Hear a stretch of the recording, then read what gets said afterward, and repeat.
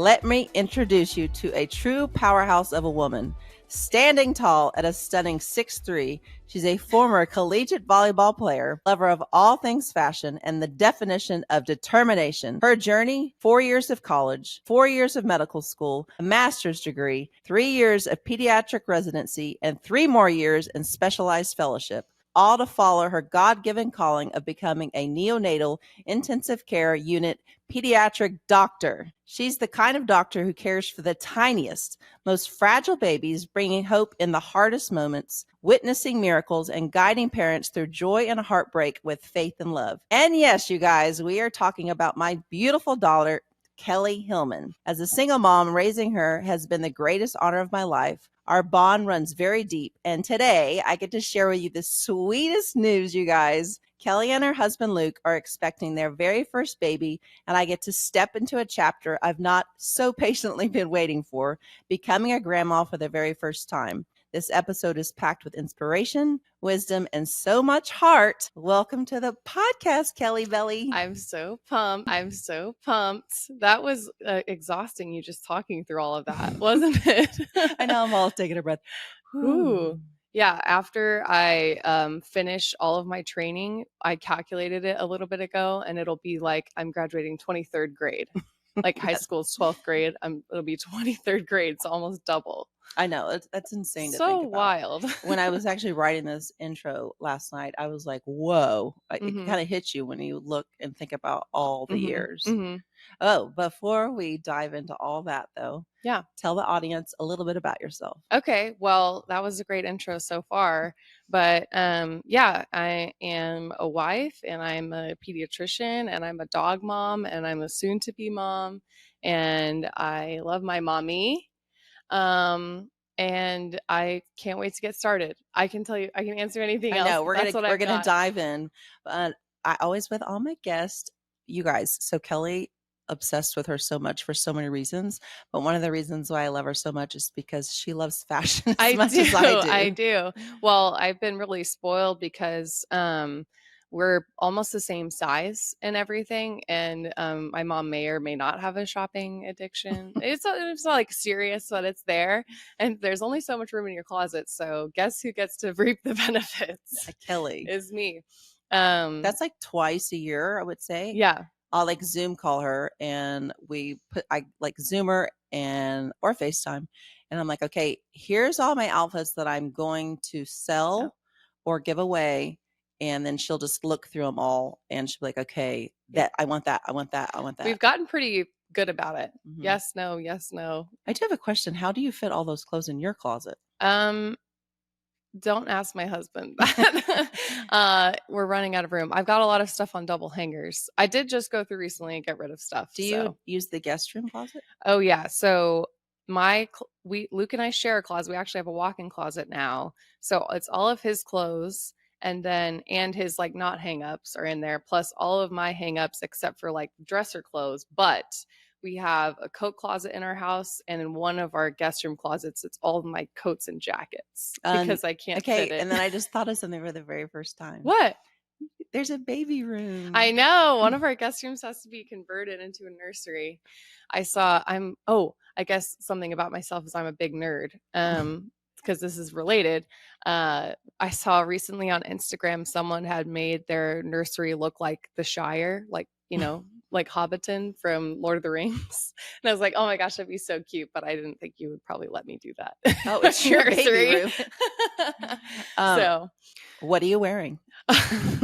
It's so funny because usually people will know, but because we're the same size, I just rated your closet. So what am I wearing? Back to you. I actually get to answer that question before her. And what are you wearing? Yes, what are we wearing? So I found, there was this lady in the desert, and I was on vacation to Coco's and Norm's birthday party, and I was staying at this boutique hotel, and she walked by in these green pants. She just like walked by the pool, and I was like, stop, I need to know what you're wearing. I was like, I'm so sorry, like, what are you wearing? And so she tells me, I take a picture of it, and it's a brand called La La Land, and that's where these tiger pants are from.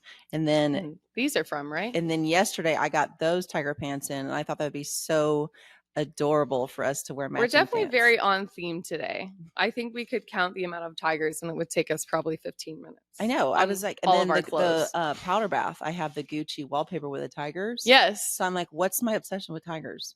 Because they're awesome. And they're colorful. Yeah. They're not only cool and fierce, they're colorful, you know? And then Kelley has this La La Land tiger blouse on. So cute. Let's see what else you have on. Oh, you grabbed my Annabella Chan earrings. So these are lab grown emerald earrings. Delightful. I don't know what. Oh, that's Julie Miles. Julie Miles. Julie Miles. And you have your Melinda Maria. Melinda Maria necklace. Yeah, Melinda Maria. And then you have Christine on your necklace. Yes, I have Christina. Christina Wright. She made my necklace for me, which just go to my Instagram. You could see how delightful she is. Sorry.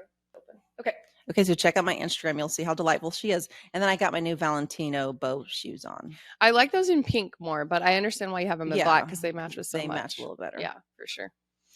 But you do, and I've always had, well, I don't know how much, like where your fashion started coming. Was it when I got crazy into it? I think my fashion started, like, I think I was super awkward and lanky. I don't think, I know.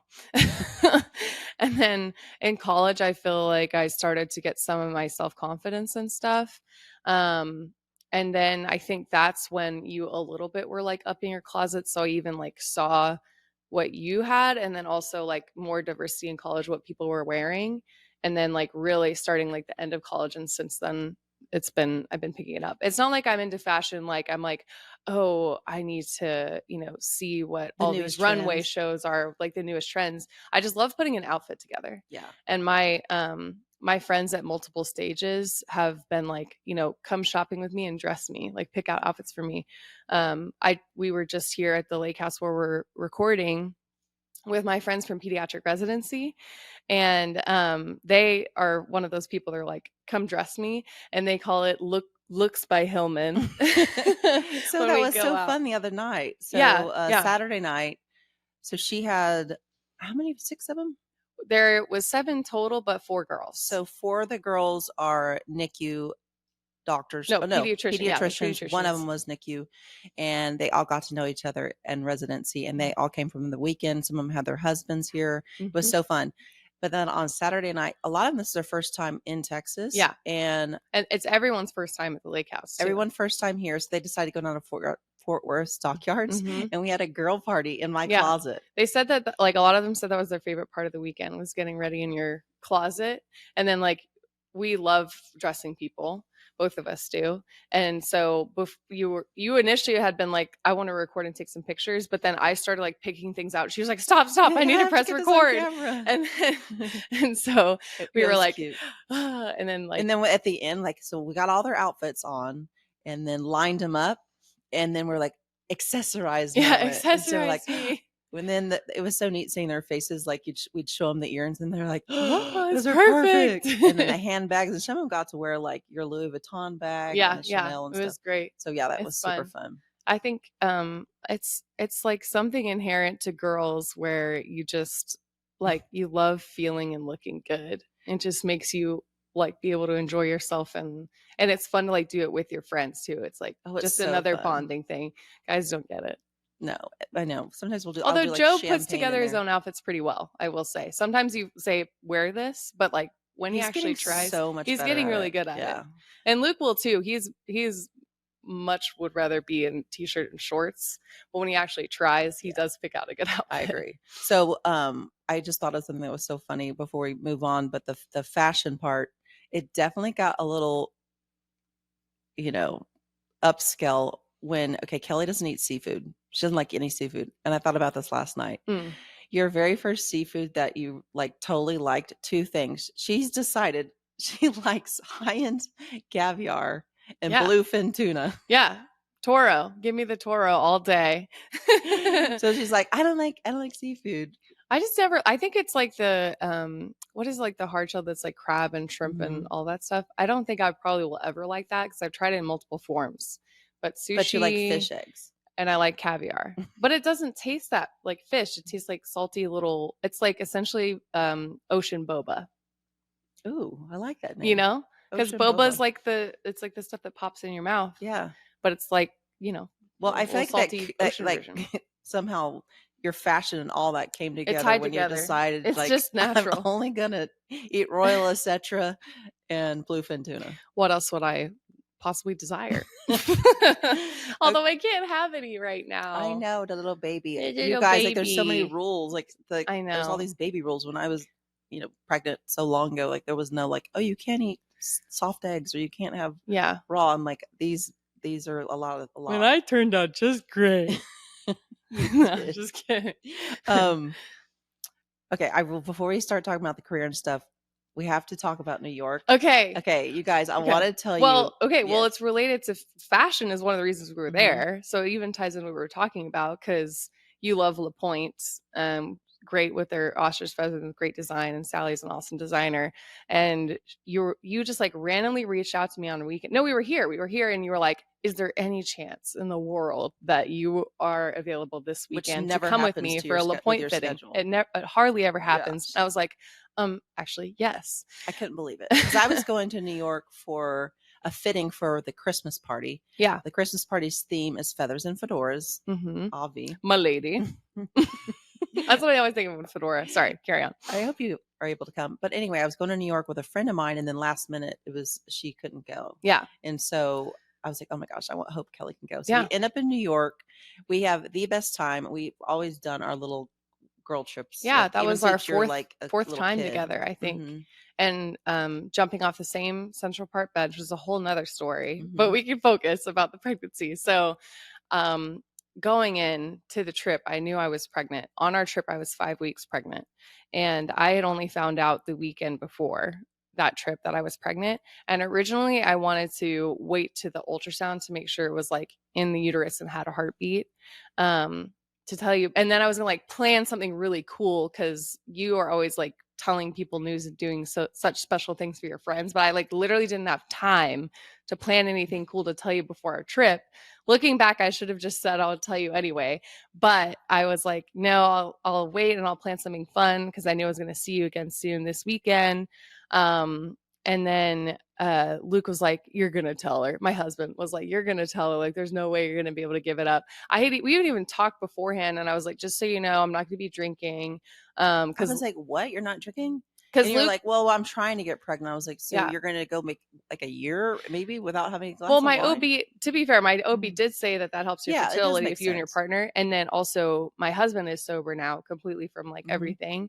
And so I had already like, it wasn't like, drinking. It wasn't like, oh, she must be pregnant. I just she thought totally that was bought like, it. She totally bought it. I did. I was like, oh, okay. Well, if your doctor told you that, I thought it was a little odd. Yeah. It wasn't like, okay. And then from my perspective, yeah. we are so close. Like yeah. we are peas and carrots. We get along. It's amazing bond. And I just assumed you like, I'm pregnant, mom, like would be like the first thing. You'd be like, I can't hold it in such a special way. Like I wanted to be able to film it because I know you love being able to let's just say stuff. I haven't gotten over it, but it's fine. Okay, I can tell. So, to this story. No. So what happens is we're in our last night in New York. Yes, this is like day 2 or 3. Yeah, and it's Saturday night. I'm going home the next day. Didn't have my luggage, by the way. That's a whole nother story. So we're on the way to dinner that night. We're going to a yummy Indian place and then going to live music after. And so in the Uber in the back seat, and I was just like, oh, I'll just call Luke and catch up. So Luke has a very deep voice, very resonant. When he laughs, like people say he's like a Viking laugh because it's like, oh, I'm a man. Sorry. You know what I mean? You guys, you get the impression. Kelley is the goofiest person you'll ever meet. I love it. No. Anyways, so I'm calling on the phone, blah, blah, blah. Mom's just like on her phone. I can hear them talking, but it's like they're just saying, hey, how's the weekend going? Yeah. And so you're to the left of me and you have the phone here and I'm to the right and we're like in the a big car, like in the black SUV. Yeah. So it's like a bigger car. We're kind of far apart. Yeah. And can I say this part? Yeah, go. So I'm just sitting here kind of like twiddling, playing on my phone. And Luke has the phone to the left ear and goes, have you told your mom yet? And I went, it was like slow-mo turn. Slow-mo. I was like, tell me what? And I was like, well, I guess we're going to tell her now. And she just like immediately started tearing up. It was so great. I was speechless. And then you just it. like it was almost like you were in a dream and you opened up your camera app and video and hit record. And then you were like, tell me what you just said. So she ends up kind of explaining it. And okay, so my first thought was like, I can't believe you didn't tell me. And then I was like, oh my gosh, I can't believe Luke just spilled the beans like that. Luke thought I was mad. I was like, I'm not mad. It's totally fine. And then I got over that. And then we get out of the car and I just remember it hits me. Yeah. And I was crying. Yeah, it was really sweet. We were like just right outside the restaurant. And then we were like recording ourselves. We were like, you know, you're my mommy and I'm going to be a mommy. I remember saying that. And you were like, and then we had to FaceTime Joe and tell him. Yeah. Okay. So then we go to this Indian restaurant. It's a really nice restaurant. Let's say 20 tables. Yeah. So very small. I'm full on straight immediately in party mode. Yes. I'm like, we have to celebrate. And so like we have dinner. So during the dinner, she tells me about the pregnancy and how it happened. Not how it happened. We don't need to go. I know how it happened, but like how some people might not, you know, do a little sex ed. Like how long you were on the pill, all that stuff. So I'm like, they don't have a good glass of champagne. Yeah, just because you know, I needed the menu, you have either a bottle or by the glass, like Leonard or Krug or Dom, something nice. So they ended up having Gosset, which is a really nice bottle of champagne that they serve at the French Laundry. And I obviously couldn't help you with it. And she can't have it, so I'll take the bottle. So I buy the entire bottle of the Gosset. It was worth it. And we have our dinner. I end up having 2 glasses, so more than half the bottle was. It was in good there, to go, and we needed to go because we were going to a jazz place. And so you were like, you don't have to, but just like record me. And I was like, okay. And I could tell she was about to do something, but I couldn't tell what. So I just like press record, and she stands up in the middle of the restaurant with the bottle. Like I said, there's probably only like 10 other parties in there. And she's like, I have an announcement to make. I just want everyone to know that my daughter just told me that she's pregnant. And then everyone was like, woo! And then she was like, but we have to go. And I got this amazing bottle of champagne if anyone wants to finish it. And these 2 girls were like, yeah, woo, I saw all these other people in the corner going, oh, we'll take it. Yeah, they were too late. First come, first serve. But no, it was great. And then like, I was like, we have to tell Joe.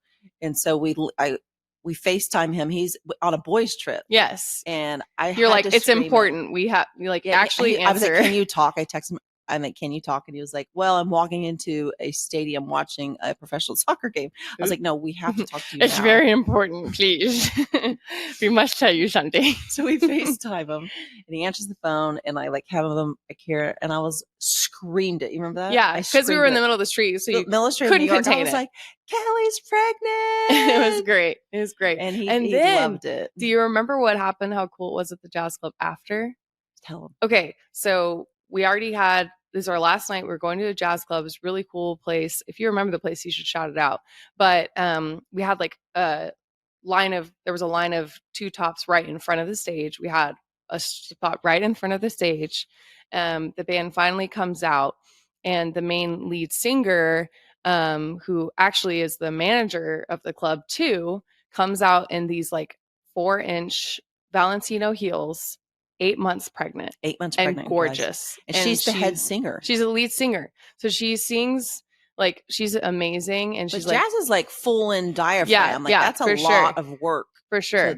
And she's like, and it was just so cool. Like so she had just found out I was pregnant. And then we went, and then like they took a little break in their set or whatever. And we found her. We're like, we have to tell you something.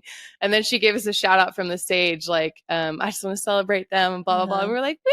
Like me with my little mocktail and you with your cocktail. Do you remember the advice she told you? I don't. Oh, wait, what did she say? I don't remember. She just looked at you and said, if I can do this, you can do anything while you're pregnant. Oh yeah, that's right. That was really sweet. That's a lot of work. Mm-hmm. It's not like just singing in your car. I think I'm most impressed about the heels.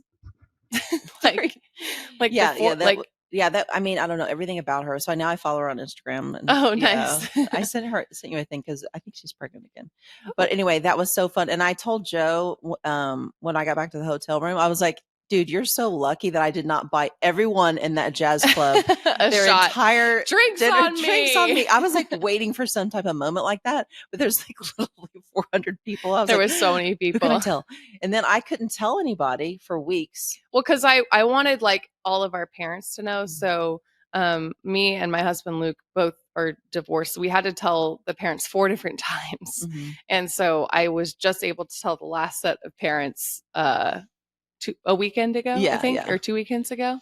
So, and then it was so funny because like from the moment I knew until I was able to tell, I would tell the Uber drivers. Yes. I would tell we the got elevator back to the hotel attendants. that night and told The doorman. The doorman. Yes. Yeah. Like ever since, I'll be just like getting my hair washed. It was so hard not to tell my friends and my family, but we're at a place now. By the time this podcast releases, everybody, everyone will know. Tell. I can't. Sitting here though, I can't tell social media. I know. Well, which it's fine. We'll cut this part out. No. This is going to be for later. Yeah, for the full thing, right? So, do you want your? Well, tell people what your grandma name is. Oh, this is so cute, you guys. My grandma name. I'm Amy. The grandma name is Mamie. Yeah, it's going to be great. Speaking of, I got you a gift. Wait, to go to the microphone. I got you a gift. You got me a gift? Yes, for your grandma-ness. You love trucker hats. And it says Mommy Mamie. Mommy plus Mamie. Stop it, Kelley. And it's pink. That is so cute. Yep. Mm-hmm. Oh my gosh. It's my favorite color. I love fuchsia. I know. You're welcome. Everything you do like this makes it more and more real. Yeah. You're like seeing my name, Mamie, for the first time. Well, I wanted to be able to tell you like that, where I had something gift. You opened up, and that's how you found out. But okay, you guys, it worked out great. So cute. Mommy plus Mamie. Mommy plus Mamie. Yay. It looks good on you. Like, words cannot express how excited I am. I know you are. I want to take a quick pause to talk to you about something that I have completely fallen in love with. That is Mookie Bolton handbags. And let me be very clear, I only promote handbags that I actually wear all the time myself. So, Mookie Bolton. These are custom luxury handbags that rival all the classics, you guys. I'm talking about the kind of shapes that look just like Hermes, Birkin, Kelley, even the Pochette, but Mookie makes them her own. She's been doing it for 20 years, and she's got the most amazing process down. They come in incredible exotic skins. Think about crocodile, python, ostrich, lizards, wide range of colors. I just got the emerald green crocodile one, and let me tell you guys, it looks like $150,000 Hermes Kelley 25, not even joking. I wore it out the first night that I had it, and the waiter was obsessed, and he was like, oh my gosh, I love your Kelley Hermes. I was like, oh no, this is from Mookie. Here's the best part, you guys. Her bags range from $500 to $3,500. If you love timeless luxury with a twist and you want the wow factor, Mookie's your girl. Just tell her Amy sent you, and she will take very special care of you. Thank you, sweetheart. You're welcome. I keep thinking of stories because this might end up being like a part 1, part 2, because there's so much to talk about, especially your incredible career. We have to tell them the bench story. Bench story. New York. Oh yeah, we should. Okay. So you can look at either of our Instagrams to find the picture, but starting back in, I want to say I was in maybe like middle school on the first one. If I was in high school, like freshman year. I think it's at 2013. Yeah. So that would have been college maybe then. I don't know. So, I graduated in 2011. Okay. So let's say like sophomore year in high school, you and I tend to always go for years on mommy-daughter trips. Like been in multiple places, but New York is one of those places we go together multiple times. And I don't even remember at all what happened behind us doing it the first time. But in Central Park, there's this one bench, and we got someone to take a picture of us jumping off of it. Right. So you could get someone to be like, hey, do you mind taking this picture? And you guys, the picture looks like we are jumping so high, 12 feet in the air. Because it doesn't necessarily look like we're jumping from the bench. It looks like we're jumping from the ground. Yeah. And the bench is probably like this high. Yeah. Yeah. It's the cutest picture. Yeah. It's I really, think really Jenny cute. is the one that first started Yeah, doing you it, might be and right. she's the Yeah, you one might that was be like, right. oh, you should try this. So every time we've gone back to New York together, we have found the same bench and jumped off of it. Yeah. And then the third time we couldn't find the bench. Yeah. The third time it had been so many years between that we literally had to do like a scavenger hunt. Yeah, we're like "Where's this is the the bench?" building in the background, like explore. It probably took us like 20 minutes to Oh find it. yeah, We so finally we find found the it. bench because we had already done it twice. This is our third time, so this is just a year or two ago, and we get the picture. Yeah, it was for Fashion Week. Oh yeah, Yeah, it was for Fashion Week Kelley last went to year. New York Fashion Week. I swear we could have part 1, 2, 3, 4, 5. There's know. so I want to talk about Fashion Week so bad on Yeah. the podcast. We will. We can. Okay, so Well, this finish is the bench this story. is the fourth time. So we Yes. immediately find the bench because Yeah, we know because it's where right it outside the is. Ritz-Carlton. If anyone wants to Ritz-Carlton. jump off the same bench. Yes, and so last time we go, there was so the third time, not this time, there was a homeless person. Yeah. On the bench. And I was just like, I was like, what are we going to do? I was like, let's just ask him nicely. And Yeah. he was very nice. He got off the bench. Kelley was so nice to him. And then this time And there so- was someone sitting on the bench. Okay, so that was just a guy. He's like minding his own business, like sitting on the bench. And I was like, oh man, there's someone on the bench, but that's okay. So Kelley is always like so nice. And you go up to him. Yeah. And so I go up to him. He's sitting there just like chilling on his phone. I think he has his earbuds in. I'm like, hey, like I had the old picture. I was like, hey, like me and my mom are trying to recreate this. If you wouldn't mind getting off the bench and taking our picture. We felt so bad. Yeah. He was just totally you feel chilling. bad, but like you like don't feel bad. Yeah, you're like, can you? It's like worth it. I mean, Yeah. people in general are nice. Like, And then he immediately got into it. yeah, he was like, okay, like we're gonna He's like, pose "Let's you, do like this." blah blah blah. And by the way, first picture, boom, First picture, we nailed it. We nailed on the nailed first take. it. The third time around that we went, we took. I think it was like probably 5 takes. I know, because she's like, you got to bend your knees more, mom. So anyway, she's scared to jump off the bench. Dude, I have to hype her up. Like I have had 4 knee surgeries, so I'm like, I was like worried about the Mhm. landing, but Yeah, okay, so he nails it, right? he nails it, and then he's Then we like, "You start have to talking. collab No, to, okay, so to tag me." circle back. So I was like, we talked for just a second, like just Mhm. for a second. I was like, Mhm. what do you do? And he was like, you guys, this is a great story. He was like, well, I live in Asia and I used to play basketball. I don't know if he said in New York. I think he said I used to play basketball, professional basketball in New York. We're like, And "Oh, cool." I was like, okay. I did not know who this person was at all. Plus, he was Didn't like, connect I the think he was dots. only like 6'3", maybe. So it's not like, Yeah, he was maybe right, just he's a little bit shorter. taller than me, but And I was like, oh my gosh, I like your glasses, because he had these really cool glasses on. He was like, oh, this is my sunglass brand. I was Mhm. like, oh, neat. Yeah. That was the end of the conversation. And then but we you walked, DM'd each other. No. Then we walked down the hill. Oh yeah, that's right. So we walked down the sorry. hill. It's okay. We walked down the hill, and then he goes, hey, Hey, you gotta tag me. he's like, I want credit for that picture. Yeah, give me the He photo was like, cred. that was the best picture. I want credit for that picture. And we were like, yeah. I was like, no problem. Remember, I ran back up the hill. Yeah, we're like, no problem at And I all. was like, okay, what's your Instagram? And we exchanged Instagrams. Went Yep. boom, boom, follow. And I screenshot it. Yeah. And I don't really pay attention we don't even to think it. because we like, we're like, oh, let's just keep hanging out. Yeah. We're like on the biggest high, right? Yeah. And then immediately I was like, show me the picture. Like she wants to know like the good picture. So we're kind of doing that. Anyway, his Instagram handle is I think it's Starberry. Star. I don't know because you've been messaging him. So Okay. I don't know. So it says, I'm sorry if I get this wrong. I don't exactly remember his Instagram handle, but it's Star Marberry or Star something. And that still didn't. No, like I was like, I don't know trigger who it this for is. us. So I post the picture. I don't even know if I told you this, but I end up posting the picture immediately and I forget to tag him. Yes. And so I go back and I tag him. Mhm, mhm, And then I was like, oh yeah. So then 2 days go by. mhm. You go home. I left. Yeah. And I'm on the way to the airport. And I'm sitting there. I'm like, Starberry. Barberry. I was like, that sounds familiar. And I'm in the back of the Uber and I go, oh, was that Stefan Marbury? Yeah. I was like, could not believe it. It's a Stefan or Steven. I actually just don't know. Stefan. I don't know. Okay. Anyways. And I the knew very famous, very, very very famous, famous basketball player. I had no idea it was him because when he was like at his peak is when I was really into yeah, NBA. you were in that. Yeah. He's an Olympian. Yeah. He was a superstar for the Nets. I mean, the Knicks, right? Knicks. He played for the Knicks, right? I think saying that the Knicks. You guys, he's played for so many teams. He's so well known. Like he is the number one. I told Wilson, my stepson. Wilson was like, He's literally the icon of that team in that city. Yeah. Everybody knows who he is. Well, it's actually pretty funny because, like, looking back on it, I think I'm betting that when I tapped him on the shoulder, he probably thought like I wanted an autograph or something because I recognized him.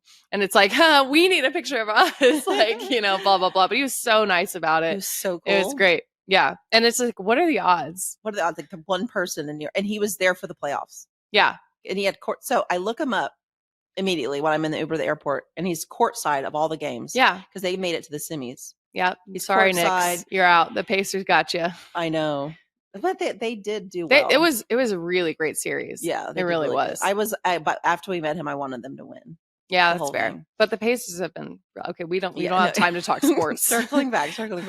So you guys, it's so cool because we message now. We have a lot in common. He was like, wait, you played volleyball in college. You went to Texas Tech. I think he said his brother or brother-in-law played at University of Houston. And now his sunglass brand, he's going to send me a free pair after I get my scripts. He's like the readers. It won't be as cute as the Dolce, though. Let's be real. The Dolce Gabbana glasses? Yeah. Oh, those were Louis Vuittons. Oh, Louis Vuitton. It won't be as cute as Louis Vuitton. And then I also got some Adidas. But anyway, circle back. The story was really, really cool. Yeah, it's cool. I mean, and now we have 4 pictures. People, I feel like several people will ask us and just be like, so what are you going to do in 10 years when you take the picture? And we're always like, jump lower. Essentially. Yeah. Okay, so I had you at a very young age. I was 19 when I got pregnant, full scholarship at Texas Tech. Did not obviously mean to get pregnant. I don't even know if I've ever told you this. Not that you care now, but that was the very first time I'd ever had unprotected sex. You did tell me that. Ever. Yeah. And boom, got pregnant. Yep. Fertile myrtle. Yeah, the first time. So then I have to move back from Texas Tech and have you at a very young age. And just looking back on that, I was very immature, and especially in the beginning, made all kinds of mistakes, but it obviously, we bonded well. But I actually thought about this question last night. Yeah. I was 20 when I ended up having you. Yeah. And we were so close. Yeah. But now you're 31. Yeah. And you're older, mature with your career and everything. What do you think is like the difference between a young mom and someone like yourself? I don't know. I think just age and maturity don't necessarily define like a mommy-daughter relationship. I think our closeness in age and like you being single mom, like it was just us two for a little bit, for a while. Most of my growing up had a lot to do with it. And I think we have like pretty similar and compatible personalities as well. So we don't like clash very much, or if we do, it's like nothing, literally nothing. So I don't know, like, do I feel like I'm more prepared than you were? Maybe like financially slightly, but other than that, like, I don't know what I'm doing. This will be my first time. So, you know. Yeah, I feel like it just, with us, the way God has made us women, you just do it. Yeah, you just do it. You just make it work. And I think it'll be great. And you are like so busy with your career and everything and your fellowship.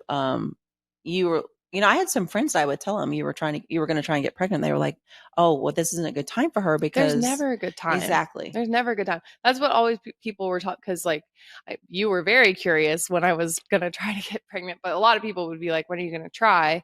And talking to all the awesome women in the medical field that I have, like everyone says the same thing. There's no good time. I've had so many people have kids in every stage, like med school, residency, fellowship, attending hood. They said, that wouldn't have influenced when they had done it, like looking back on it. So I think mostly I was wanting to be in like a relatively good financial spot. And then, Luke and I to be in a really good spot in our marriage and with our faith, to like have that faith foundation for our kid. And then all of that worked out. I got off birth control the end of February, and I had 2 periods between when I got off birth control and got pregnant, which is crazy. Like I know so many people have this struggle with fertility and all that stuff. So I feel very blessed that. Yeah, I mean, first I thought you. All the wood. I don't know where that came from, but because I had told my friends that I swear I thought you said you got off the pill and then boom, you got pregnant. I guess. Well, it feels like that, right? Yeah, it really did. It was. Yeah, quick. It was really quick. It really was. So yeah. Here I am. Mamie. Mamie. So, we had some rough times, obviously, with my past, and I could get into that. I always feel like I need a podcast on my ex-husband situation, but oops, which I will. I'm going to get into it. But let's just say it was very volatile. Yeah, volatile. I was married to a man for 4 years, and that was very long. And the only reason why I didn't divorce him sooner was because of my faith. And the whole divorce thing. And I think it was between when I was maybe like a sophomore in high school and a freshman in college or so, like that. No, 4-year you were period. younger. I think you were definitely in middle school. I think in 8th grade when that started, 8th or 9th grade. Yeah, you were pretty young. Yeah. But the number one reason why I divorced him was because of you, because I wanted to keep you safe. Yeah. Yeah. That was I know. Yeah. I mean, it was really interesting because like when I first met him, he was like had a great job and was very successful, very nice to me and to you. And then was it shortly after you got engaged where he lost all that? And I think his mental health was very tied to his success. Like a lot of men feel like a lot of their self-worth is tied to their career. And then I think instead of picking up and moving on from that and like still supporting, even if it's not financially like he wanted to us, he couldn't handle it. And he had a really hard time. He did not have kids of his own. Yeah.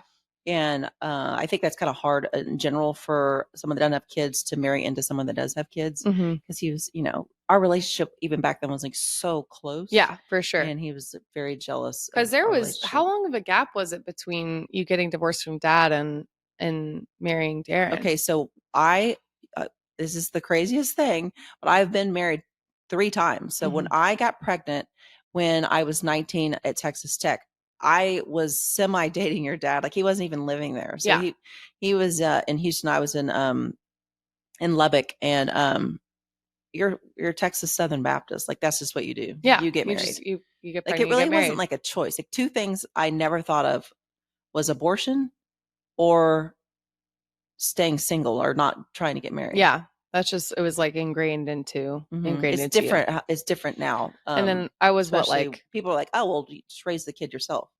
I was maybe 5 or so when you got divorced. Yeah. So we separated when you were 4 and divorced at 5. Yeah. So there was a long period, let's say, I don't know, 8 or 9 years or something. Yeah. At least it was just me and which you. is a long time for you to. Yeah. Because I was like at my peak. But because of me and you, and we were so close, I just didn't want to marry just to marry, right? Yeah. So I ended up finding a man, and I, just got duped essentially. So like during the engagement, after we got engaged, he was completely changed. Yeah. His mental health was really bad. And he was very volatile, very suicidal, very threatening. Yeah. He was like mentally abusive for sure. And emotionally abusive, not physically abusive, really, thankfully. Yeah. Didn't have to deal with that as well on top of everything. But I think you told me this since that like you've thought several times leading up to the wedding, like I should not go through with this, but there was like all this pressure and that was totally my fault because I knew I shouldn't marry him by the time we got married, and I was like, well, maybe he'll change. The typical woman. We love doing that. We love changing being those like, men. I can change them. I've talked to several people going through things about that. I'm like giving him advice now, like, yo, man's not going to change. Yeah, only God can change him. You can't change him. Correct. It's true. So he was just kind of, at the last straw. Same thing. I don't even know if you know about all this, but he threatened to burn the house down with you in it. That's wild. He needed help. And that was the point of, I sat him down and I was like, okay, we need to definitely get a divorce. Like this is not going to work. And I don't know. It's a longer story than that, but I do want to say sitting here, I'm sorry that you had to go through that. I'm sorry you had to go through that. I mean, I knew better. I feel like you and Granby and Peepaw, your parents, my grandparents, did a great job of like still giving me a happy time through that and like sheltering me and guarding me from seeing a lot of that. I knew obviously somewhat was going on, but I think overall it didn't affect how I feel about you or, our relationship at all. And God was in control of that whole situation. Absolutely. So the thing we're with fine. the Lord is like he forgives us for all of our sins and everything that we do. But like if you make decisions that are against his will, you have consequences. And I definitely had some consequences from my bad decisions. Yeah. Haven't we all? But Kelley, you were born such an angel to the family. And how much did you weigh? Oh God, I was fat. First of all, I was 22 inches when I was born, right? Mm-hmm. So I was almost 2 feet when I was born. And I was it 13 pounds? No, you were 10 pounds, 4 ounces. 10 pounds, 4 ounces. Okay, 13 would be crazy. 10 pounds, 4 ounces, which is big. I was big. But what's interesting is that I had to go to the NICU when I was born because I had pneumonia because you were sick when you had me. And so being in the NICU now, I have like tiny babies I'm caring for. And it's just funny when we admit a term baby, like someone born on time, because they always look so big compared to what we're used to seeing. Like football. Well, I would go in there and see you. So because I had to stay in the hospital for, I would say 2 or 3 extra days because I was sick. I got a fever. Yeah. And then pneumonia went to you. Yeah. That was what happened. Yeah. I never had pneumonia, but whatever the fever I had. Yeah. Maybe you had like chorioamnionitis. I won't get too medical. I might have what?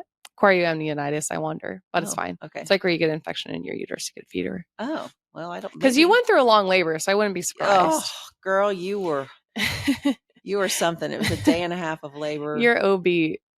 Oh, I definitely should have had a different doctor. Or you just give so many women and girls advice on that, on like picking the right doctor and all that, because mine was horrible. I should have had a C-section. It was a day and a half. I was pushing for 2.5 hours. You wouldn't come. I should have had C-section. That's why I ended up getting the fever and giving it to you. Yeah. And it made me think about like the little babies that you take care of. Yeah. What is the smallest baby you've been a part of helping? Yeah. So, like a full term baby is 40 weeks, and we take care of down to 22 weeks in our NICU. So, like a little over half of your pregnancy. And the smallest that I believe I recall taking care of so far was around 400 grams, which is less than a pound. It's like 0.8 pounds.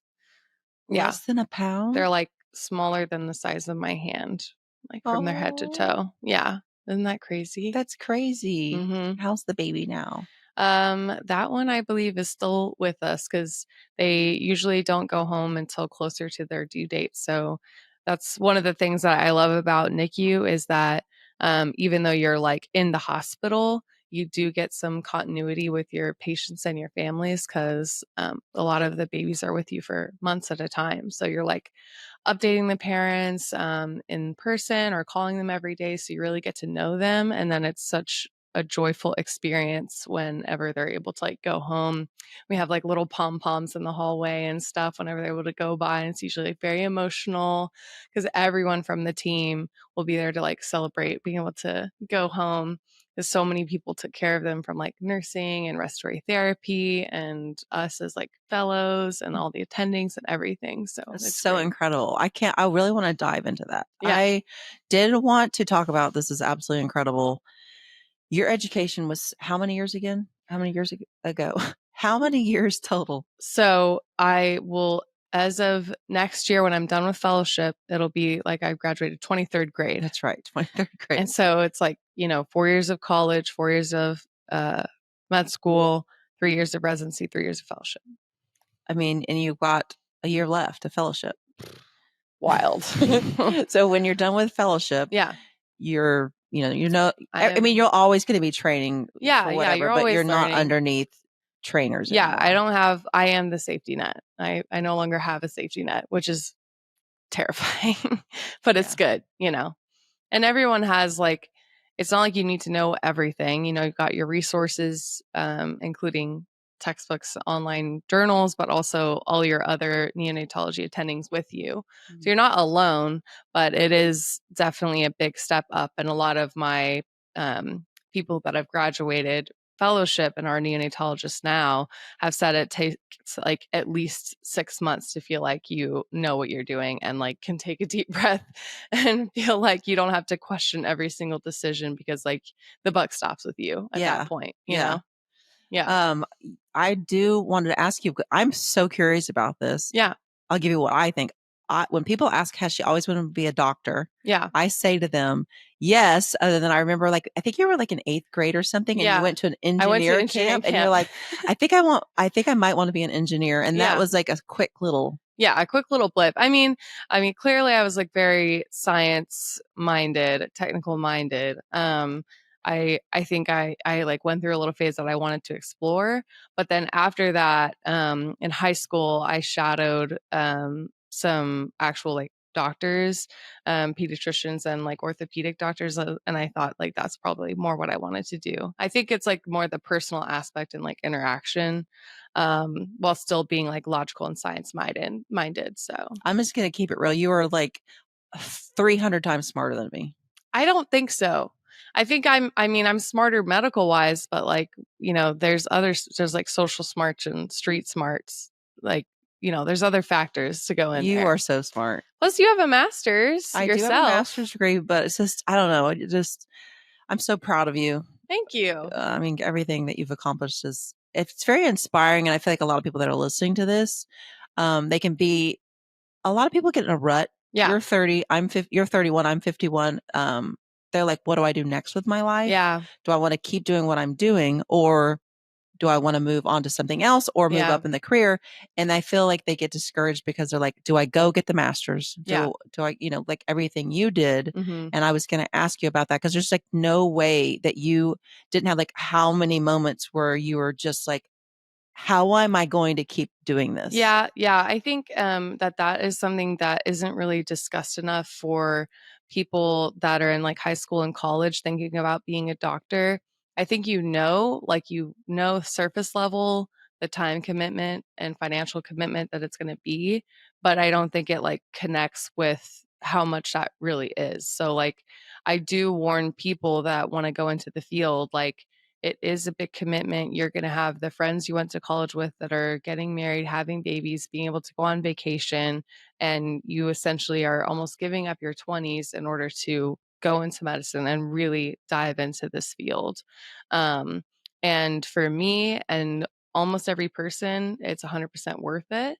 But I think it is something to be aware of, because it can be kind of distancing and like make you feel alone, or that you're like not accomplishing what you need to do in life because all of your other friends are doing these things. But it is like very rewarding and encouraging to be really involved in whatever medical field. But for me, like these babies and their parents, their lives, and feel like you are making life altering, life changing decisions for them, hopefully for the better. Just doing your best, building these relationships. And then a lot of people also feel very passionate about like being on the cutting edge of medicine, like figuring out what's next and like how we can do better. So it is very exciting, but there is, drawbacks as well. And that's probably true for anyone that's looking to advance in whatever career. I think it's worth not only getting advice and like hearing what people that you trust and respect in your life and respect you have to say, but also maybe talking with people who are in the field, maybe be able to shadow them and see like what is actually involved day to day, and really reflecting on that and thinking, is that what I see myself doing every day? And is it worth the commitment, whatever that commitment might be? Well, I do hear people say, I think I want to be a doctor. Yeah. And now, like, sitting back and watching you go through this, I'm going to be honest with you, sometimes I'm like, really? Yeah, like, I'm good. Is that what you really want to do? I'm good. No, I think it's good it's like, I feel bad almost like keeping it real like that, but I think I wish I had someone to tell me that at the beginning. And it's not like I would have made a different decision necessarily, but I think it would have been better to like have that awareness. And I have a feeling that other people like that are successful in their careers, they might have appreciated knowing what all like went into it as well. Like, it seems like a lot of ladies end up being nurses because they're like, I want to be a doctor, but then they see the commitment and then they become nurses. Yeah, And they're like, okay, I'm good. That's one area that's been cool because a lot of I'm grown a great relationship with a lot of nurses that work in our NICU. And then some of them have gone back to school to become like advanced practice providers, to be nurse practitioners. Mhm. And we work really closely with them. And I've learned a lot from our nurse practitioners because some of them have been in the NICU for like longer than I've been alive, Yeah. and are teaching me too. So it's not like it's the only way that you can be in medicine and really involved, or if you want to be in the NICU, be in the NICU. It's just if you want to be the big boss. Yeah. So I actually want to say something really quick. Anybody out there, because I've met some incredibly smart nurses Yeah. that a lot of times are smarter than the doctors, and they know more. That you can tell they're just real studious. They have that personality, and something stops them from continuing. Yeah. It might be financial, it might be time, it might just be family or whatever. But if you are that person and you have what it takes to be a doctor, finish it and Yeah. go get it done, because what's going to happen is you're going to spend the next 30 years of your career not getting paid the way a doctor could get Yeah. paid.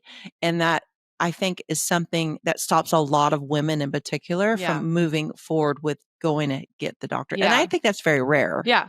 Yeah. But And I think another factor that people worry about is like if they want to go ahead and like have a family mhm. and get married. And I will say that shouldn't hold you back from trying to go to medical school. I know several of my friends that got pregnant and have kids either in the medical school stage, residency stage, fellowship stage, attending hit stage, and none of them regret it.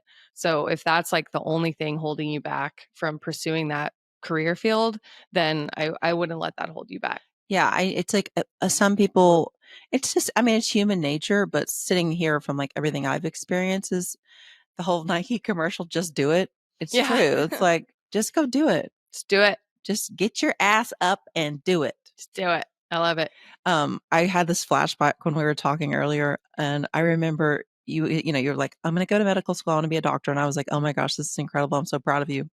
And Joe and I were in London traveling for I business. know exactly what you're about to say. And you call me on the phone and you say, Mom, and this, you had just got done with college, and you're like, Mom, I think I'm going to take a gap year. Mm-hmm. And I was on the phone and I was like, in my mind, I was like, to the hell you are. I was like, no, you're not. Yeah. About to get Yeah. gap year. It is a dangerous thing to do, because especially if you take your gap year and then start making money and then going back to like having to pay to go to school, it's a lot. But for me, it was the right decision. Like, looking back, for sure. For sure it was. Like I was a student athlete. I played volleyball in college, and then, I majored in bio and minored in psych and chemistry.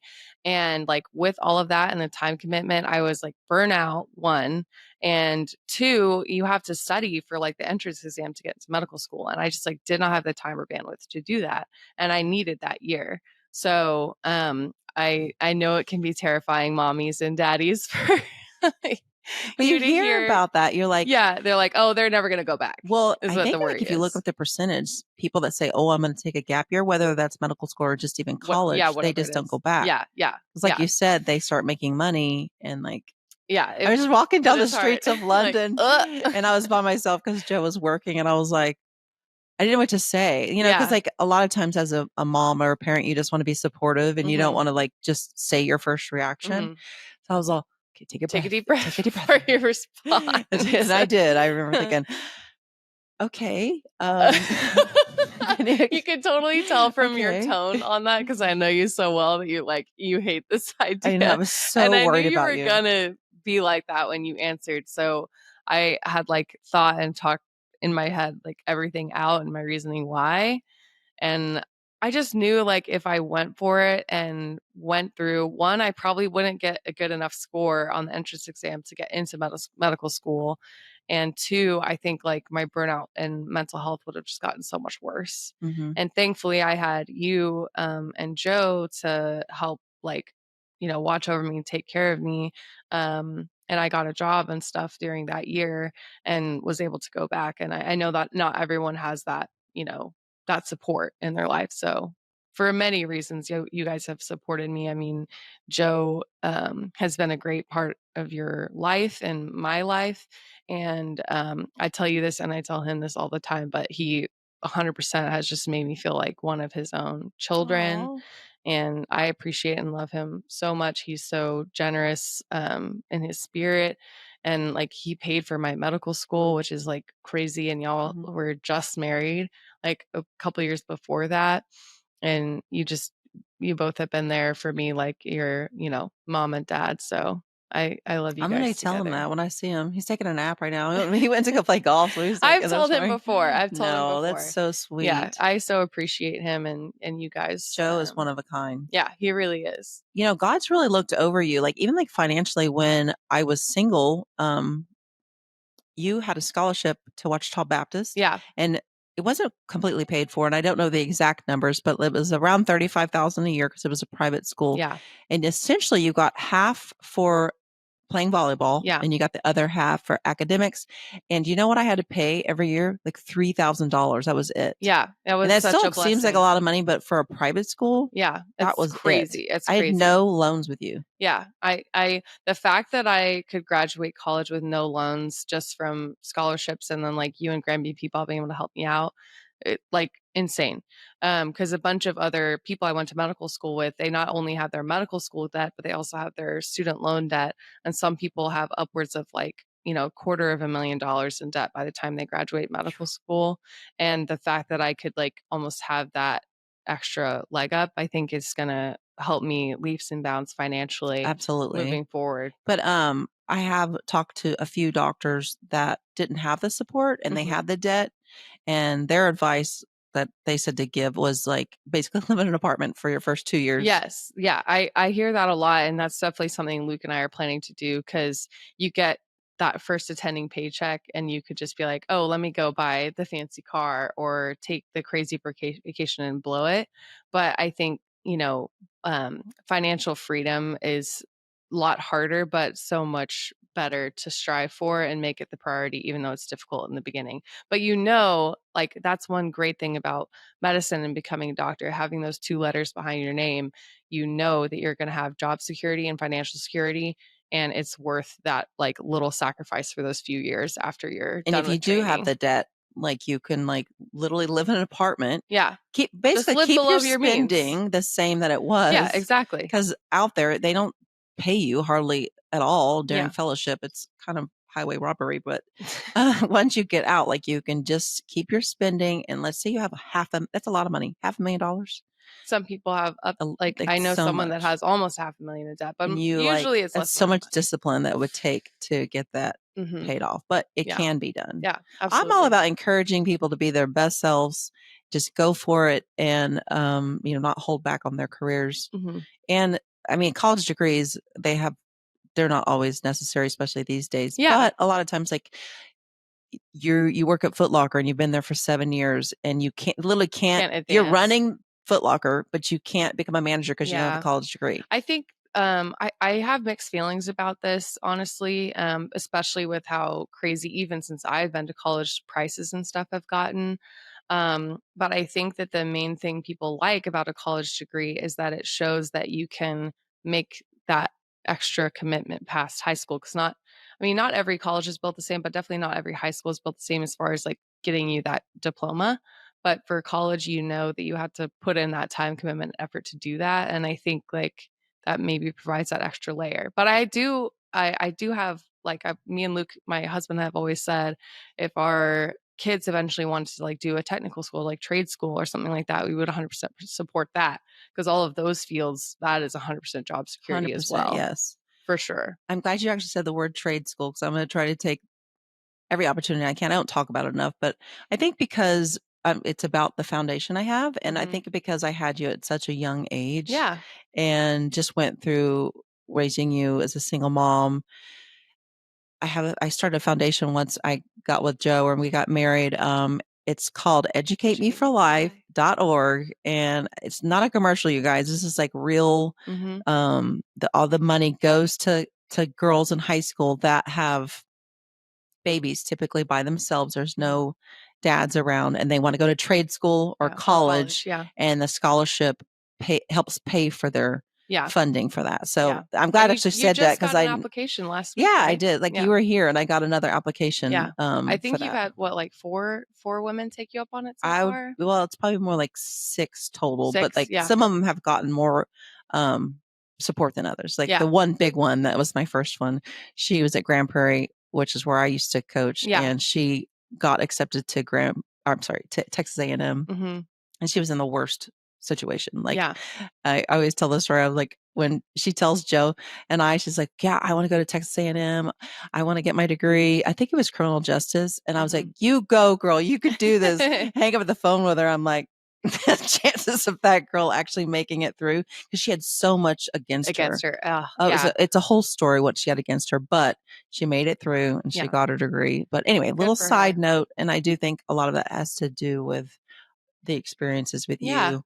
I mean, I think like that's a testament to you and your life and your just your discipline and your like constant positive attitude with no matter your situation, and like turning things that could be taken negatively or taken and just let that get you in the gutter and turn it into a positive thing. I think it's just one of many examples, but I do appreciate you having that scholarship and very proud of you for that. I think it's so cool. Like, and hopefully just us mentioning on the I know, just podcast like will really increase quick. Yeah. awareness, because like, I think sometimes people just don't know what scholarships and things that they even can apply for or have. So let's get it out there. I wonder what like our obsession with babies has always been, because I've always been I'm not a dog person. Nothing wrong with that. I've just like I'm that person. Like if someone has they roll their baby by, I'm like, look at the baby. Look at the baby. I've always been that Yeah. way, and like I don't know. And now here you are with the little babies. baby in the oven, little tater tot at 9 weeks. You guys, so Kelley is 9 weeks old right now, and she has what's the app you use? It is, oh goodness, It's okay. I can't There's remember. an app she uses. Like what to expect Oh yeah, or that's it. something like that. And she Yeah. gave me her login, and so every Tuesday it gives an update of how big the baby is. That's its nickname for the week. And so right now the baby's the size of a tater Yeah, tot. tater tot. I think when we first found out, I was sweet pea, so it was sweet pea for that week. Yeah, I remember calling you and leaving a voicemail. Yeah. And I was like, the baby's the size of a raspberry. Yeah, how's a raspberry doing? So, So weird. I did want to ask you about how you plan on kind of separating between what you see at work and deal with, and Yeah. then your own home life with your new baby coming. Yeah, I think that'll be really interesting. I think since I haven't had my own children yet, I feel like I've been able to have a little bit more of that separation and compartmentalizing. I believe in a healthy way, not a not healthy way, between dealing with emotionally distressing things at work and like leaving that mostly at work and then having it at home. But I do know from people I've worked with that have their own children that they can struggle with that more. So I think I'll just, I don't know, see what happens. Like maybe I will, maybe I won't struggle with it. But I think the best thing is that I've got a great support system with my husband, Luke, and you guys and my friends, that if I am struggling with that, that I have people to talk to. And then I am currently seeing therapists too. So if it gets really bad, I've got things to go to. But I think I've always been pretty good about separating those things. You know, I always get asked this. They're like, "What'd your daughter do?" She's a doctor. What kind of doctor? She's NICU. And they go, how does she do that? Yeah. How in the world is she able to do that? Almost like sometimes it's almost like they don't feel sorry for her about it, but they're just like, they can't fathom like Yeah, they how can't you do grasp it. it. And I always say that the joy and the help that you bring to so many babies and so many families outweighs the every once in a while a baby dying, Yeah. which is absolutely horrendous. Right. But I'm always like, you got to look at it that way. Yeah. And I don't know if that's how you feel about it. Yeah, I mean, I think that's a big part of it. I think the thing that people don't realize is even though you take care of the crazy tiny babies, like the less than a pound babies, like so many of my babies are so resilient and like they go through so much. and are able to survive and often thrive through that. And it's really inspiring. I mean, the amount of, I don't want to get like too graphic or whatever, it's not like lighthearted podcast, but like in order to get labs, they have to get like the little heels pricked to get some blood and stuff. And there have been studies that a lot of times they'll get like sometimes 8 to 12 like heel pricks a day. And then like when they grow up, sometimes they like don't have the best like feeling on the bottom of their feet from that. And that's just like one example of all these little things that they go through, but then they're able to survive and thrive, and like they bring such joy to us and even more to their families when they're doing well. And I think something also that I'm very good at, which is like a weird thing to say that you're good at, is giving bad news to families. I think that some people struggle with just like keeping it real and saying like, this is what's going on, and this is what it means for your baby, and this is what I'm going to do about it. But I think I'm pretty good at that skill. And I think even when I have babies that not necessarily die, even though that's included, but also are getting really sick, I think I also find myself being proud of myself and being able to move forward from that by feeling like in that moment when that family is going through something so difficult, like I was able to support them in the best way that I could, if that makes any sense. But you're a very personable person. Yeah. And you Thank have you. you have like an energy about you that is very authentic and caring. Yeah. And I remember when you were like not sure, you knew you were going to do pediatrics, but you just weren't sure which field you were going to go into because there's so many options. You can do general, which you're like a pediatrician, and you Yeah. see the kids, or I remember you're interested in the eye. We talked about that the Yeah. other day. Eye doctor. That does look fascinating. But anyway, Yeah. you decided on that, and I was like, you're so good, because I feel like a lot of your job, yes, it's with the babies, but it's dealing with the parents. It is with the parents. And that's true definitely for general pediatricians as well.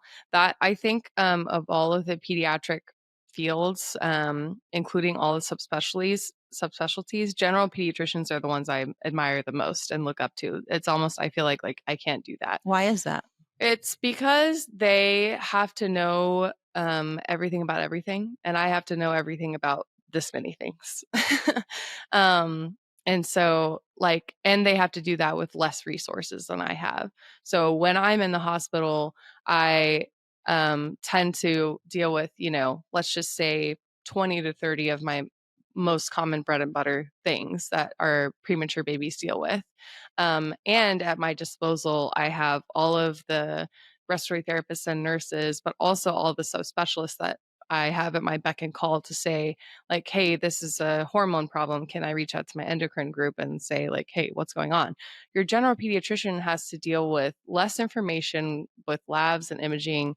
Their kids can't talk to them, just like mine can't, but they also don't have the resources that I have and have to be able to like gather that information they need and decide what to do with it, and do that also by expecting to be seeing like 30 patients a day, which is like crazy to me because they have like so much expectation on them. So I admire the general pediatrician like incredibly much. And some of my best friends that were just here, They were I'm just like, here this weekend. I couldn't do what you do. And they probably feel the same way about the reverse, but it's one of the reasons I felt like I couldn't do it, because I feel like I wanted to know a lot more about one area and feel like I could be confident in making clinical and medical decisions within that area, I guess. And then you had mentioned, and we've talked about this before, about your insecurities. Yeah. So over the years of doing all this, you're almost done. You got 1 year left. I know. How are you doing with all that? Yeah, it's a great question.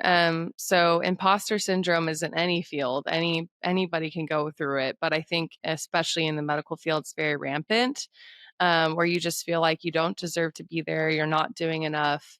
And I think it's difficult because as you go along further, you're with like people that are more and more expertise and trained in that field. And so you've got this like comparison issue where you can see like the best of whatever people are presenting, but in this thing you've dedicated your life to try and learn. And it can be very discouraging for sure to just like feel like you're not doing enough or like don't know enough, and that there's so much to know. How am I ever going to get to that point? So yeah, I think I have been doing pretty well with that lately. I've like come up with a plan that I'm trying to do like a certain amount of studying every week and looking at research papers and talking with my friends about how they're feeling with that. Um, and yeah, I think overall it's going better, And but this it's is always not, ups and downs. It's like hills, it you made know? me think like that saying, fake it till you make it. This is Yeah. not exactly one of those fields, though. You can totally Yeah. fake it till you Yeah. make it to an extent. Well, yeah, exactly. And that's where you have to use your resources at your disposal Hmm. if you don't know what's going on. And it's like So, you're always learning. I would love oh to know yeah, like a story a behind the story. It's scenes. behind the Yeah. scenes. Okay. So, a story that's coming to mind right now is something that I had a hard time taking care of this one baby. And I'm going to keep it like pretty vague for patient Mhm. privacy, but essentially, I walk in after a baby was transferred to our hospital for a complaint that we don't always see. So, not a bread and butter thing where I like feel confident saying, like, this is what's going on. And one of the parents is someone I knew in my past. And I like, after it clicked, like they recognized me, I was like, oh my gosh, like, how am I going to deal with this? Because, um, it's like one, the factor of not being 100% sure what's going to happen with their baby, and two, having the extra pressure of like, you know, this person, and you want to feel like you're putting your best foot forward for that person. Not that you wouldn't for all of your babies, but it's just a different factor.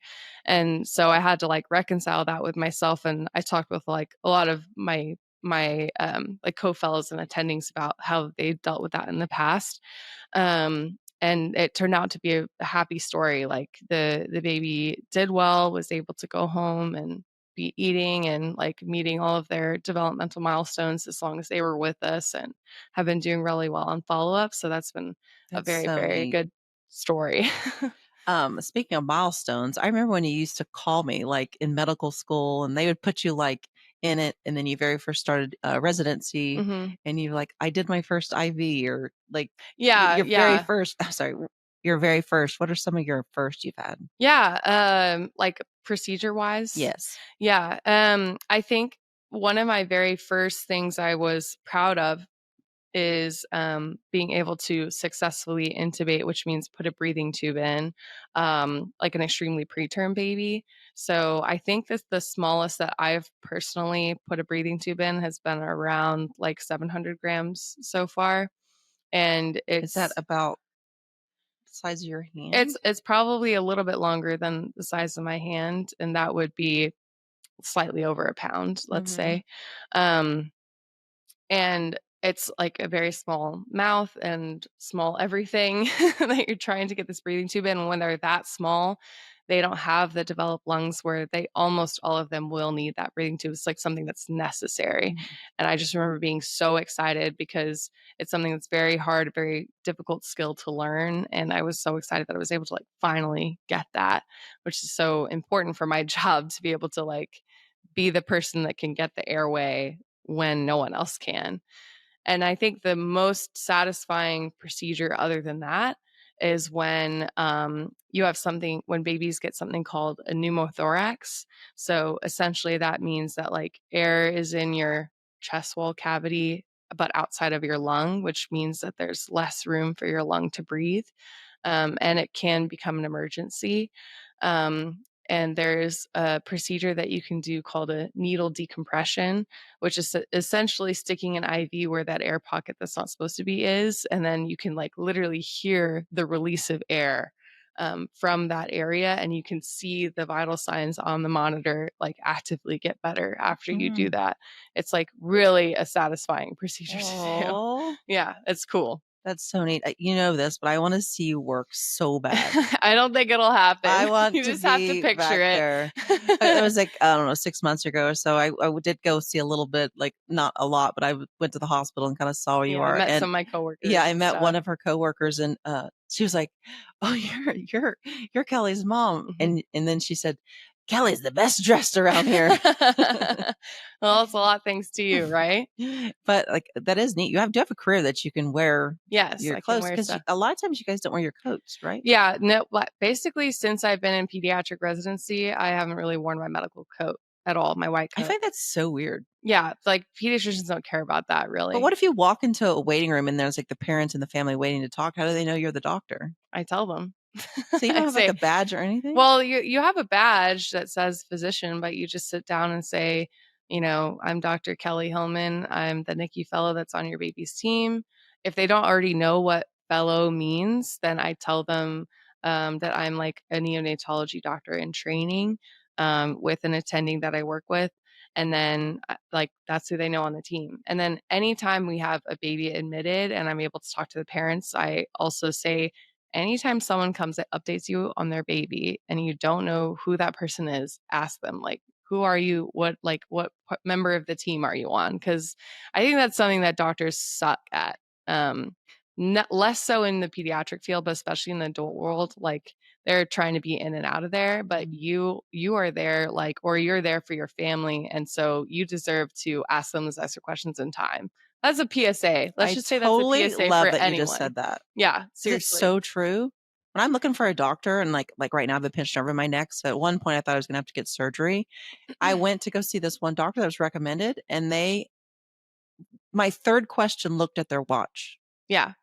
Don't let that bother you. Just keep asking the questions. Oh, it bothered me so much I didn't go back to that Well, yeah, I doctor. mean, let it bother you, but I'm saying still get what you need out of them. Yeah. Oh, Like, yeah. Yeah, you're right. Yeah. Like keep bothering them. Yes, Keep I did. pushing. Yeah, you're right. I Like, asked him all the questions, but I was like, Joe was in there with me and he looked at me. I looked at him. I was like, we wanted to say, are we bothering you? yeah. Do you have Like, somewhere to go? DSRB?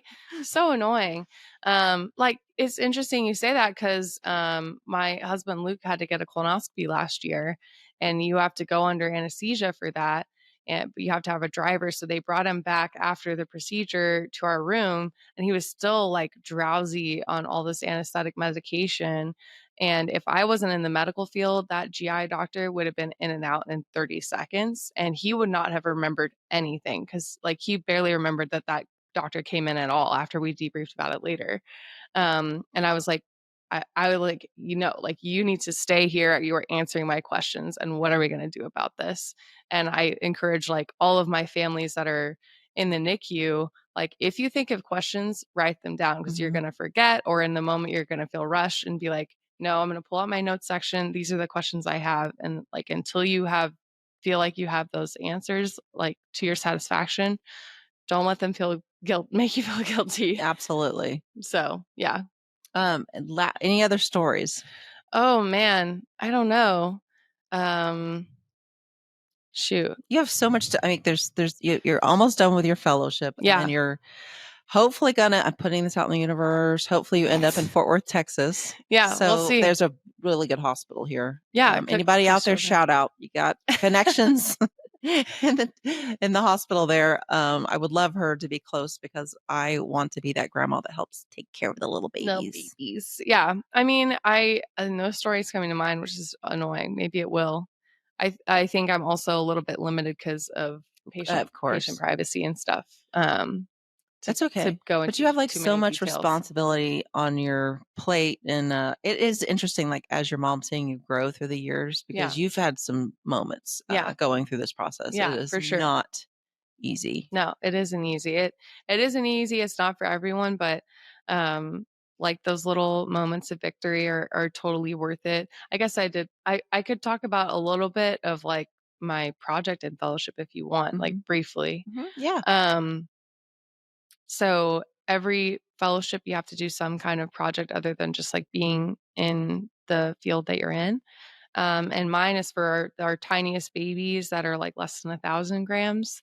They can get like this brain bleed that can lead to issues with neurodevelopment, cerebral palsy, all of that stuff. And so it's very important to try and prevent them getting this brain bleed. And that's been my main project.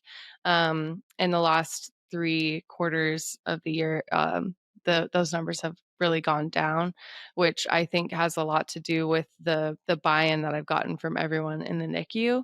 Because it's not just me that's like pushing this project forward. And I think that that's been one of my proudest things so far in fellowship is like working on that and helping all those babies in our unit like not have those brain bleeds. I'm trying not to get too medical term with that. You have told me about that. I'm very proud of you with that. Yeah.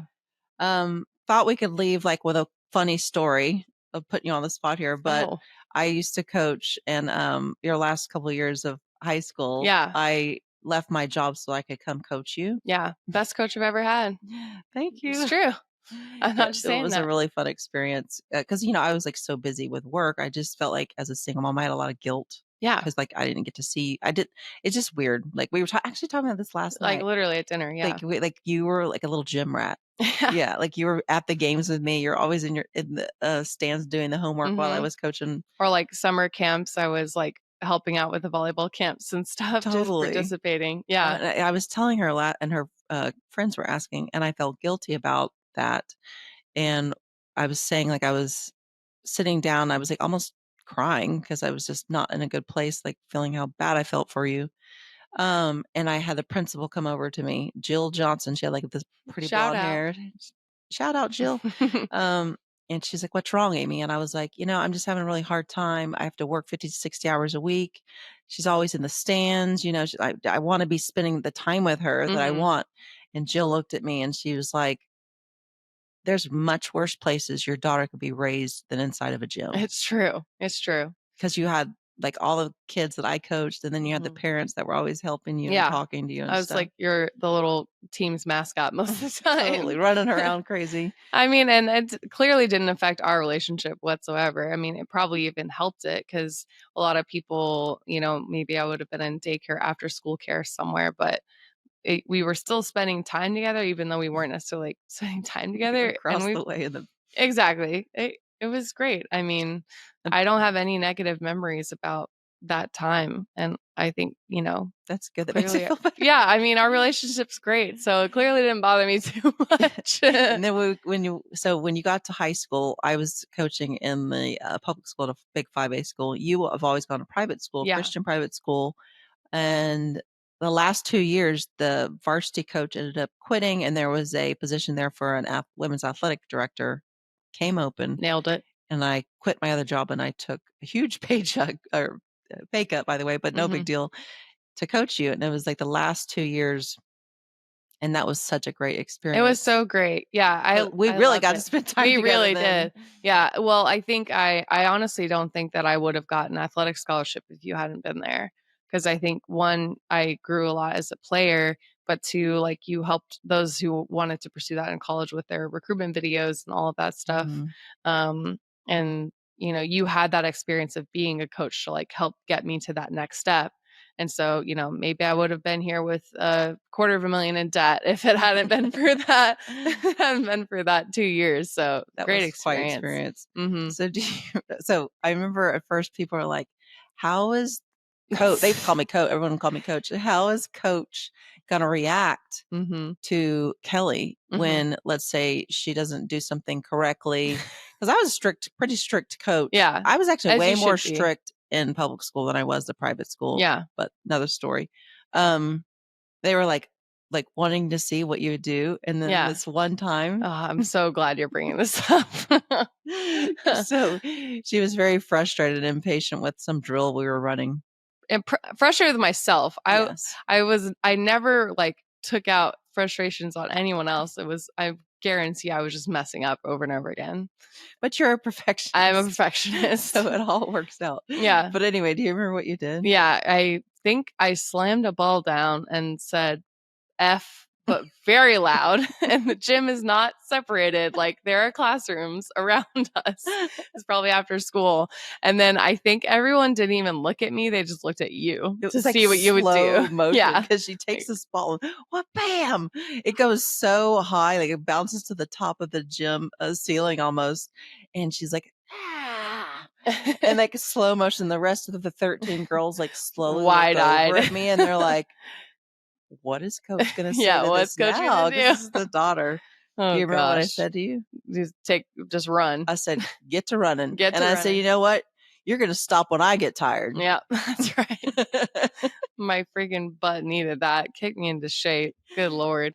Yeah. And I think he ran for A long time. As I should have. Yeah.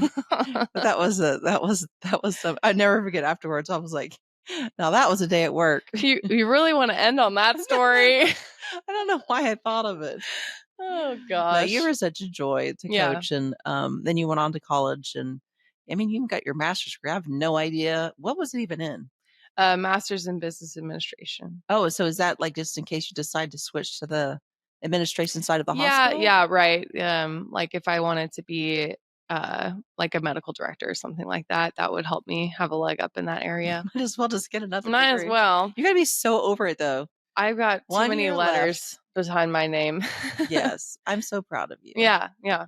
So It's great. I feel like we're going to talk more because a lot of people are going to want to know about pregnancy. You know how you're dealing with it. Yeah. Advice to other expecting mothers. Yeah, all the things, for and sure. then we'll talk fashion. Know what? Next time we need to get more into New York Fashion Week. New York Fashion Week for sure. Yes, because that Yep. was such a fun experience for you. Yeah, and Bonnie was a big part of that. Yes, Bonnie in the house. Bonnie in the house. No, that was such a fun time. I mean, we have so many things that we could talk about. It's ridiculous, but Well, that I'm was a very good proud of start. you, and I really wanted to talk about your faith. We'll Mhm. go into that as well next time. You're an early believer. I wanted to talk about how you deal with that with work and Yeah. all the things, but we'll do another one. Okay.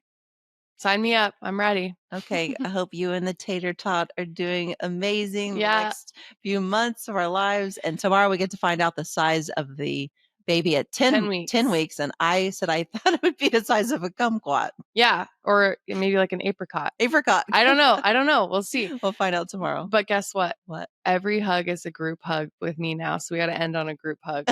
Group hug. I love you, sweetie. Love you too.